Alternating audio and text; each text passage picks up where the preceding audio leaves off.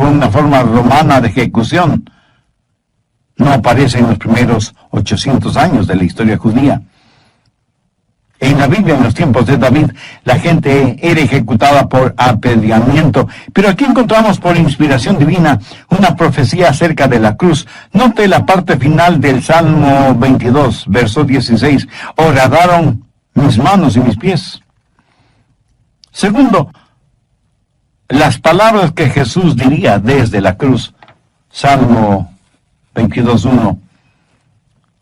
Dios mío, ¿por qué me has desamparado? ¿Por qué estás tan lejos de mi salvación y de las palabras de mi clamor? David profetizó las palabras de Cristo desde la cruz, registradas en Mateo 27:46. Cerca de la hora novena, Jesús clamó a gran voz diciendo, Elí, Elí, lama sabactani. Esto es, Dios mío, ¿por qué me has desamparado? Ahora entienda bien lo siguiente. Jesús no estuvo citando las palabras de David. Fue David quien proféticamente citó las palabras de Jesús. Esta es una profecía extraordinaria. Tercero, las tinieblas sobrenaturales que cubrieron la tierra cuando Jesús fue crucificado. Salmo 22:2. Dios mío, clamo de día y no respondes, y de noche, y no hay para mí reposo. Significa que cuando Cristo estuvo en la cruz, fue de día y de noche. Anote al margen Mateo 27:45, y desde la hora sexta hubo tinieblas sobre toda la tierra hasta la hora novena. Lo cual quiere decir que Jesús estuvo 6 agonizantes horas en la cruz. Fue crucificado a las 9 de la mañana y murió a las 3 de la tarde. 3 horas en la mañana y 3 horas en la tarde. ¿Cree que todo esto sucedió por pura casualidad? ¿Cree que fue una simple coincidencia la profecía dicha por David al respecto cientos de años antes de que Jesús naciera? Cuarto, la burla, el vituperio y el ridículo a que fue expuesto Cristo en la cruz. Veamos los versos del 7 al 13 del Salmo 22. Todos los que me ven me escarnecen, estiran la boca, menean la cabeza diciendo, se encomendó a Jehová, líbrele él, sálvele puesto que en él se complacía. Pero tú eres el que me sacó del vientre, el que me hizo estar confiado desde que estaba en los pechos de mi madre. Sobre ti fue echado desde antes de nacer. Desde el vientre de mi madre tú eres mi Dios. No te alejes de mí, porque la angustia está cerca, porque no hay quien me ayude. Me han rodeado muchos toros, fuertes toros de Basán me han cercado. Abrieron sobre mí su boca como león rapaz y rugiente. Esto lo dijo David miles de años antes de que Jesús estuviera en la cruz. Se cumplió esta profecía. Vamos a Mateo 27, desde el verso 39. Y los que pasaban le injuriaban, meneando la cabeza y diciendo, tú que derribas el templo y en 3 días lo reedificas, sálvate a ti mismo si eres el Hijo de Dios. Desciende de la cruz. De esta manera también los principales sacerdotes, escarneciéndole con los escribas y los fariseos y los ancianos, decían, ¿a otro salvó? A sí mismo no se puede salvar. Si es el Rey de Israel, descienda ahora de la cruz y creeremos en él. Confió en Dios. Líbrele ahora si le quiere, porque ha dicho, soy hijo de Dios. Lo mismo le injuriaban también los ladrones que estaban crucificados con él. Los que se burlaban de Cristo eran como furiosos y fuertes toros. Imagínense a los soldados romanos atormentando a Jesús también con sus burlas. Ha notado que la mayoría de las profecías fueron cumplidas primordialmente no por los amigos de Jesús, sino por sus enemigos. Quinto, el agua que brotó del costado de Cristo. Salmo 22:14. He sido derramado como aguas, y todos mis huesos se descoyuntaron. Mi corazón fue como cera, derritiéndose en medio de mis entrañas. Y el cumplimiento de esta profecía lo encontramos en Juan 19:34.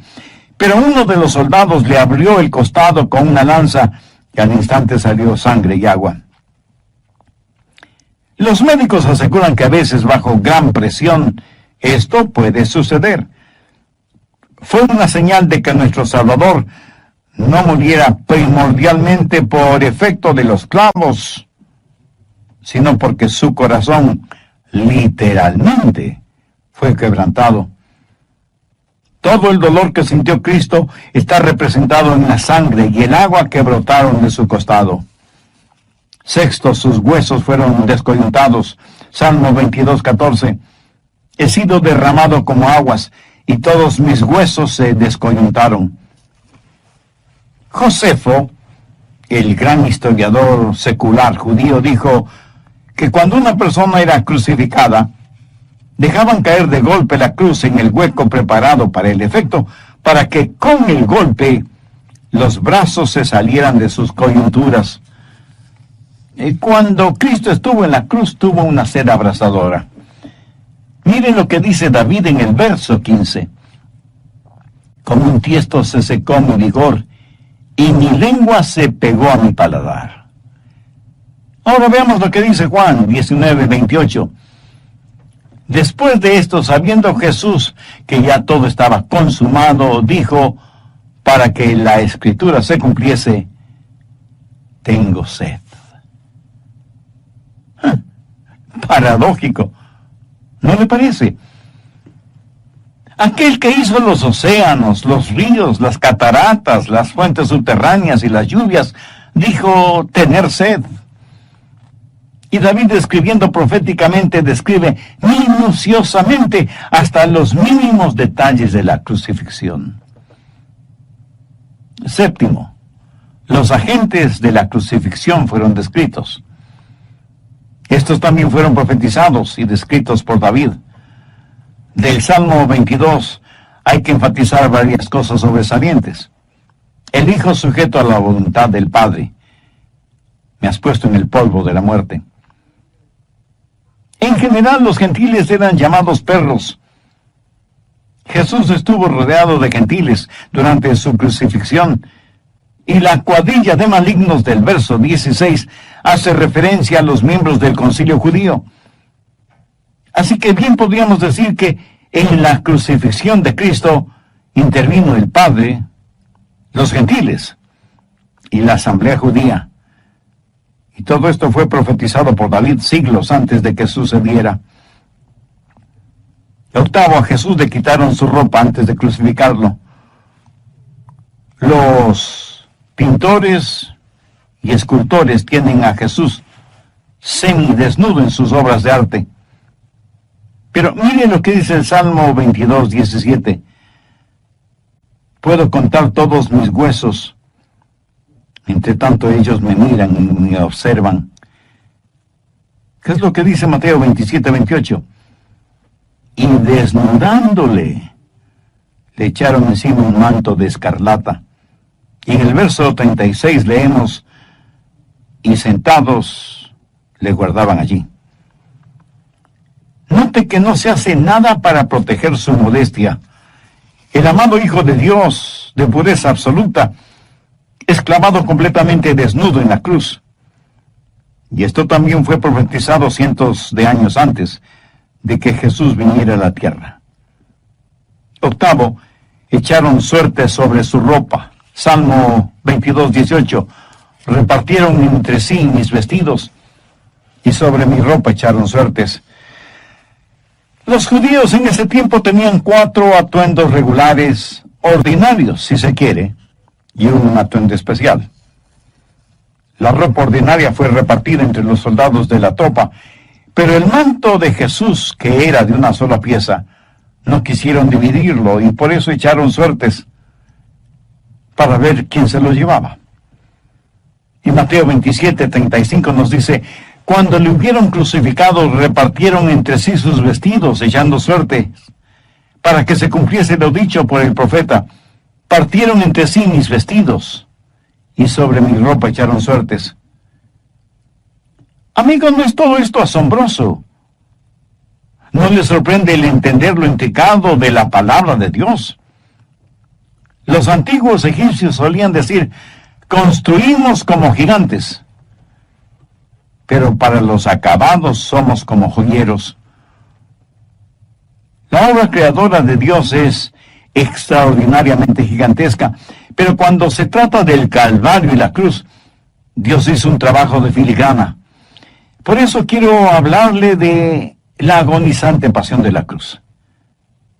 Escúcheme, no hay en ninguna parte del mundo sufrimiento comparable al sufrimiento de la cruz que experimentó Cristo.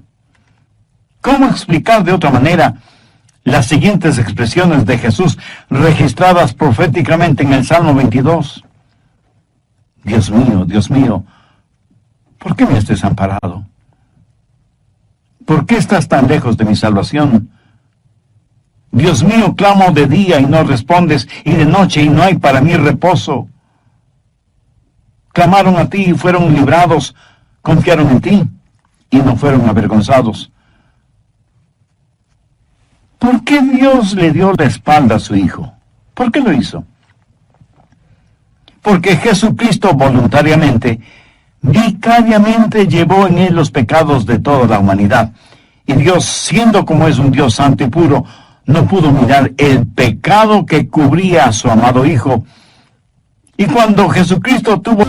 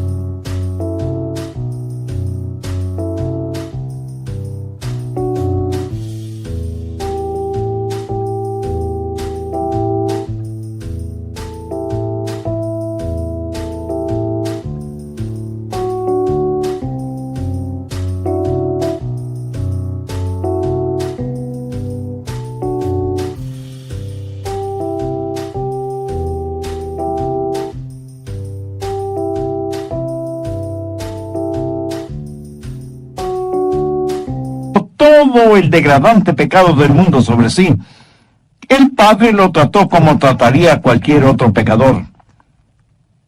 Cristo murió solo, suspendido entre el cielo y la tierra, sin la ayuda de su Padre. David, cuando escribió el Salmo 23, pudo decir en el verso 4, aunque ande en valle de sombra de muerte, no temeré mal alguno, porque tú estarás conmigo. Pero Jesús no pudo decir eso, sino, Dios mío, ¿por qué me has desamparado? ¿Por qué Dios desamparó a su unigénito Hijo en un momento tan crucial? Porque Jesucristo, quien estuvo con su Padre por toda la eternidad, ahora está siendo alienado de su Padre. Voluntariamente se ha convertido en nuestro sustituto, ha tomado nuestro lugar y por lo tanto es objeto de la ira del Padre.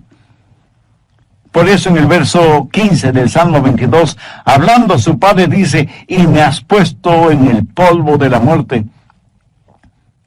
El profeta Isaías nos ayuda a entender mejor cuando dice, con todo eso, Jehová quiso quebrantarlo, sujetándole a padecimiento. Y el apóstol Pablo, cuando escribió a los hermanos en Roma, les hizo saber que el que no escatimó ni a su propio Hijo, sino que lo entregó por todos nosotros. Mi esposo y yo tenemos 2 hijos varones. Suponga que usted viene a mí y me dice, pastor, me regalaría uno de sus hijos. Y yo, extrañado, le pregunto, ¿y para qué quiere usted que le regale uno de mis hijos? Y usted responde, pues, para presentarlo ante Dios como sacrificio, torturarlo y finalmente matarlo para que mis pecados me sean perdonados. y conteniendo con dificultad mi asombro, le digo, ¿pero qué está pidiendo? ¿Está usted loco? Y usted sorprendido me responde, pero pastor, ¿no se supone que me ame con un amor sacrificial? Yo me quedo callado por una fracción de segundo y luego casi gritando le digo, pero ese es el amor de Dios hacia nosotros.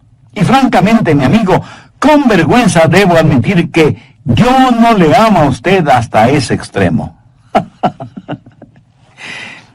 Pablo dice que Dios no escatimó ni a su propio Hijo para que muriera en la cruz en lugar nuestro, como nuestro sustituto.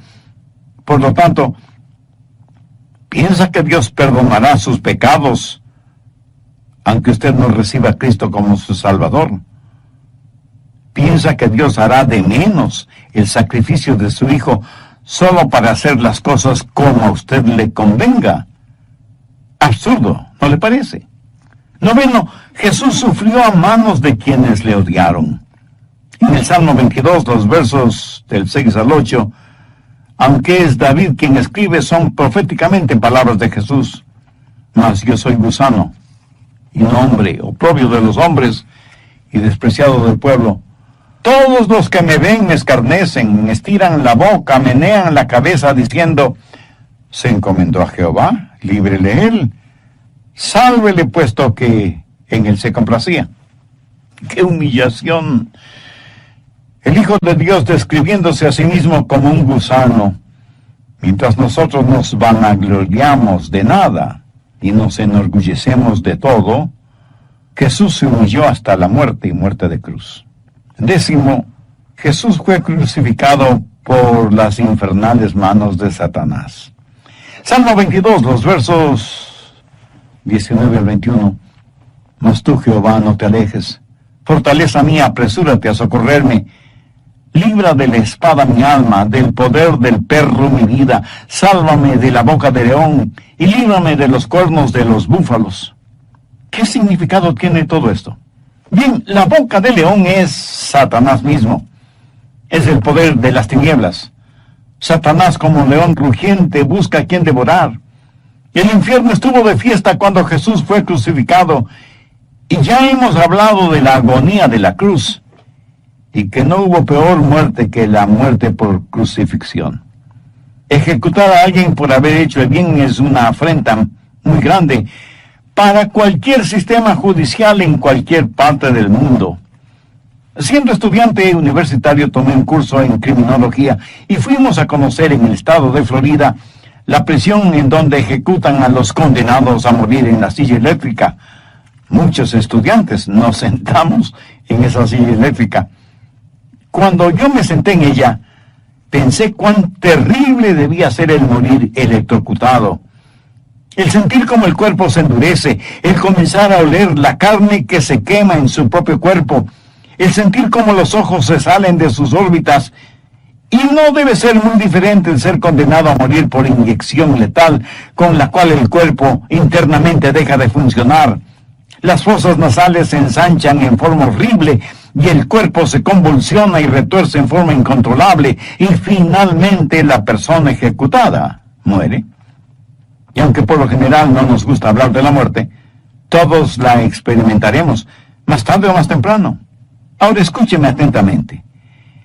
Vivir la vida sin Cristo es muy triste, pero morir sin Cristo es eternamente trágico. ¿Por qué no hace una decisión espiritual ahora mismo? Arrepiéntase sinceramente de sus pecados, pídale perdón a Dios, acepte el sacrificio del Señor Jesucristo, quien murió por usted en la cruz del Calvario. En la voz del pastor Lenín de Llanón. Casi al finalizar el programa anterior expuse una verdad teológica paulina e incontrovertible. Pablo dice que Dios no escatimó ni a su propio Hijo para que muriera en la cruz en nuestro lugar, como nuestro sustituto. Por lo tanto, ¿piensa que Dios perdonará sus pecados aunque usted no reciba a Cristo como su Salvador? ¿Piensa que Dios hará de menos el sacrificio de su Hijo solo para hacer las cosas como a usted le convenga? Absurdo, ¿no le parece? Jesús sufrió a manos de quienes le odiaron. Jesús fue crucificado por las infernales manos de Satanás. ¿Qué quiero decir con todo esto? En el Salmo 22, los versos 19 al 21, leemos: Mas tú, Jehová, no te alejes, fortaleza mía, apresúrate a socorrerme. Libra de la espada mi alma, del poder del perro mi vida. Sálvame de la boca del león y líbrame de los cuernos de los búfalos. La boca del león es Satanás mismo, el poder de las tinieblas. Satanás, como león rugiente, busca a quien devorar. El infierno estuvo de fiesta cuando Jesús fue crucificado. Y ya hemos hablado de la agonía de la cruz y que no hubo peor muerte que la muerte por crucifixión. Siendo estudiante universitario, tomé un curso en criminología y fuimos a conocer en el estado de la Florida la prisión en donde ejecutan a los condenados a morir en la silla eléctrica. Muchos estudiantes nos sentamos en esa silla eléctrica. Cuando yo me senté en esa silla, pensé cuán terrible debía ser el morir electrocutado. ¿Sabía usted que cuando Cristo murió en la cruz, literalmente Él sumergió su alma en el infierno por usted? Quiero decir que Él fue al lugar que todos nosotros deberíamos ir, el infierno. Porque como Pablo lo dijo, por cuanto todos pecaron, están destituidos de la gloria de Dios. Sin embargo, es ese amor insondable, inexplicable de Dios hacia nosotros que inspiraría al apóstol a decirles a los hermanos en Roma: porque la paga del pecado es muerte, mas la dádiva de Dios es vida eterna en Cristo Jesús, Señor nuestro. En solo 6 horas, las eternidades fueron comprimidas. En 6 horas, los pecados del mundo fueron amontonados sobre Jesús, el Hijo de Dios. Murió por las manos santas de Dios, las manos llenas de odio de los hombres y las manos infernales de Satanás. ¿Por qué? Porque por inexplicable que parezca, Dios nos ama más allá de toda explicación o comprensión. Solo Dios puede amarnos a pesar de lo que somos. Y desde un punto de vista eminentemente humano, el amor humano siempre es condicionador. ¿Ha oído la frase: si me amas, te amaré? Pero lo que realmente desafía nuestro entendimiento es que todo esto fue profetizado minuciosa y detalladamente 1000 años antes de que Jesucristo viniera a la tierra. Por último, déjenme hablar un instante sobre la abundante provisión de la cruz. Deseo que note un cambio súbito en el tema del Salmo 22.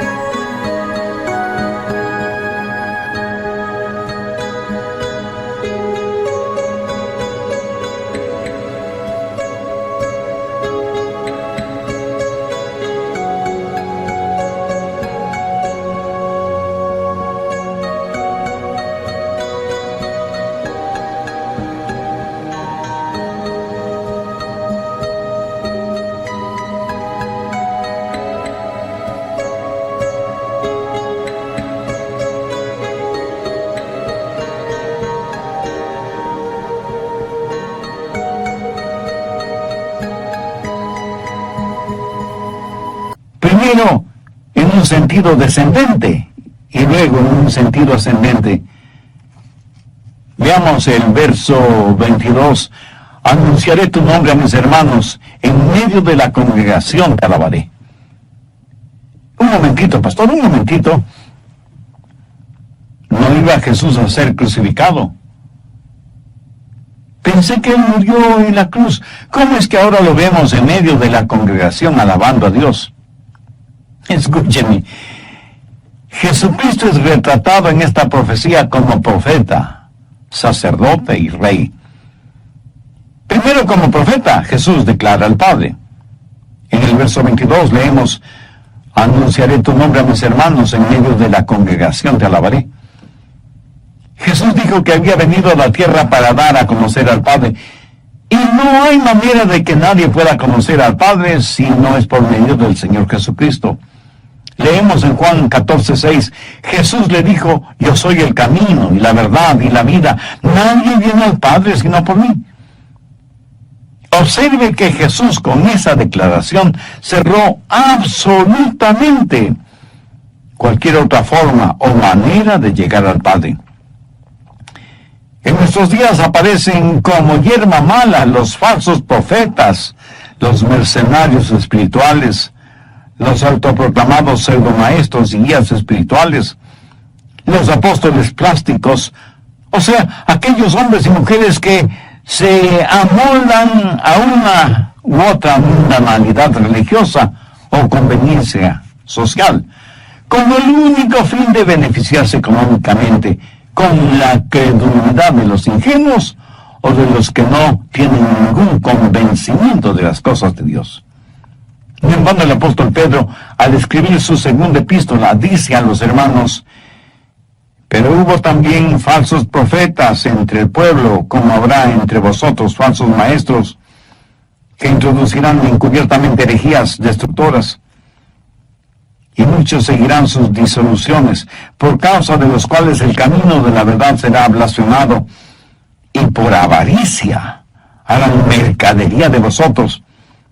Estos, hablando mal de cosas que no entienden, como animales irracionales, nacidos para presa y destrucción, perecerán en su propia perdición. Volvamos a las palabras de Jesús.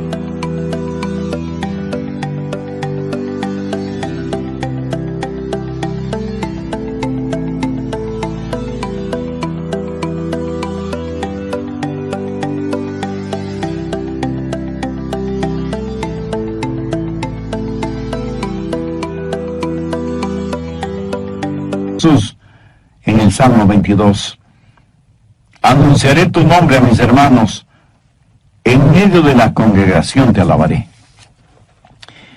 En las iglesias grandes o pequeñas o en las células familiares siempre hay un momento para alabar y adorar a Dios por medio de la música. ¿Sabe quién está en medio de todos esos hermanos alabando a Dios el Padre? Pues el mismo Señor Jesucristo. Uno debería sentirse avergonzado si es que no canta, sabiendo que a lo mejor Jesús a su lado sí está cantando. Sabemos que Él está en todas partes, pero en un sentido único hay algo muy especial cuando Jesús dijo que cuando 2 o 3 estén reunidos en su nombre, Él estará en medio de ellos. Un hijo o una hija de Dios que no se congrega para escuchar el mensaje de la palabra, para estudiar la Biblia, para adorar y alabar a Dios junto con otros hermanos en la fe, no sabe la tremenda bendición que se está perdiendo. Es muy triste, pero no menos verídico, que algunos que se dicen cristianos van a la iglesia solo en 3 ocasiones. Primero, cuando nacen. Segundo, cuando se casen. Y tercero, cuando mueren. En la primera vez, si sus padres son creyentes evangélicos, son presentados o dedicados a Dios en la iglesia. Si pertenecen a un lugar católico romano, serán rociados con agua y así bautizados. La segunda vez recibirán una lluvia de arroz cuando se casen. Y la tercera vez recibirán una lluvia de tierra cuando los entierren. Si usted es ya un creyente evangélico, espero que continúe fielmente asistiendo a la iglesia, grande o pequeña, a la que ya pertenece como miembro. Y si alguno de ustedes me dice que no asiste a la iglesia, pero que escucha mensajes bíblicos y cristocéntricos en la radio o en la televisión, permítame decirle 4 palabras importantes. No es lo mismo. Si así fuera, los estadios para el fútbol o soccer o béisbol estarían vacíos. Los coliseos para el básquetbol o el voleibol estarían vacíos. Porque casi todos los deportes en nuestros días pueden ser escuchados por la radio, pueden ser vistos por la televisión, pero no es lo mismo. Y como dice el dicho popular, una cosa es con guitarra y otra cosa es con violín. Sí me entiende, ¿verdad? Por motivos de trabajo, un joven tuvo que ir a una ciudad y le escribió a su enamorado una carta diaria desde la ciudad que estaba bastante lejana de donde salió. Le escribió una carta diaria por todo un año, o sea que le escribió 365 cartas. ¿Sabe lo que pasó? La muchacha terminó casándose con el cartero. Hay algo inexplicable en eso de estar presente. Hoy en día se puede llenar solicitudes de trabajo, hacer transacciones bancarias, organizar negocios por medio del Internet. Pero las entrevistas finales y las firmas de responsabilidad en asuntos comerciales o judiciales hay que hacerlas estando allí de cuerpo presente. Así que, con el respeto y la consideración,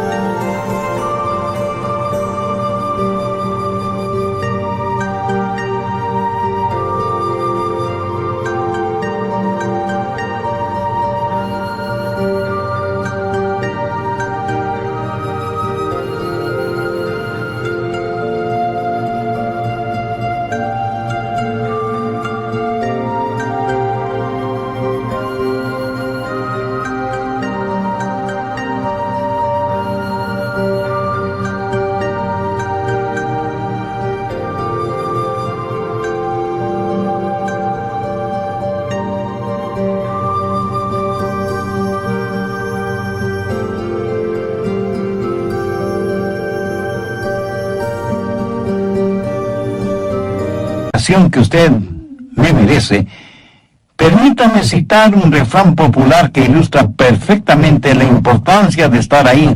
Dice, el amor a la distancia es precursor de inconstancia. Piénselo en relación con aquellas personas para quienes la presencia en la iglesia no tiene ninguna importancia. Segundo, Jesús como sacerdote libera a los fieles. No pase por alto el profundo contenido del versículo 26. Comerán los humildes y serán saciados. Jesús es el pan del cielo. Es nuestro sacerdote que nos alimenta y nos libera. Él prepara banquetes para nosotros, banquetes mejores que los de Salomón. Tercero, Jesús no solo es profeta y sacerdote, sino también rey. Miren los versos 27 y 28. Se acordarán y se volverán a Jehová todos los confines de la tierra, y todas las familias de las naciones adorarán delante de él, porque de Jehová es el reino, y él regirá a las naciones. Este Jesús que ellos pisotearon, este de quien el Padre tuvo que esconder su rostro, este del cual los hombres se burlaron y lo vilipendiaron, es el Rey de Reyes y el Señor de Señores. No en vano el profeta Isaías dijo, porque la tierra será llena del conocimiento de Jehová, como las aguas cubren el mar. Cuando Jesús subía hacia el Gólgota, por el camino conocido como la Vía Dolorosa, Algunas mujeres piadosas estaban a la vera del camino. Y al ver a Jesús tan golpeado y sangrante, esas mujeres lloraban intensamente.